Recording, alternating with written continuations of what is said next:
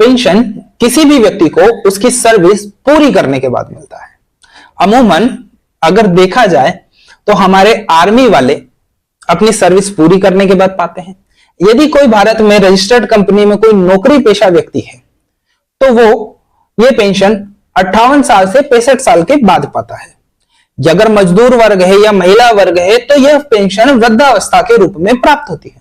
लेकिन हमारे देश में एक वर्ग ऐसा भी है जो ये पेंशन महज 5 साल में प्राप्त करता है और उस 5 साल में वो काम करे या ना करे उसे ये पेंशन जिंदगी भर मिलती है।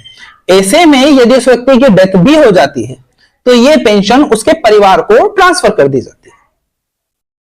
अब तक तो आप समझ गए होंगे मैं किसकी बात कर रहा हूं। मैं बात कर रहा हूं हमारे देश के नेताओं की। क्या आपको पता है यदि कोई विधायक या सांसद अपने कार्यकाल का 5 साल भी पूरा कर लेता है तो उसे 25,000 से 1 लाख तक की पेंशन मिलती है, डिपेंडिंग अपॉन कि उसका कार्यकाल कितना लंबा चला। अब मान लीजिए अगर कोई नेता जिसने अपने क्षेत्र में कोई काम किया ही नहीं है, जिसका कोई जमीर है ही नहीं, जिसने समाज में अपना कोई योगदान दिया ही नहीं है, वो विधायक चुनकर या वो सांसद चुनकर किसी बड़े व्यक्ति के लहर में आकर जीत जाता है तो ऐसे में उससे ये पेंशन किस बात की दी जा रही है?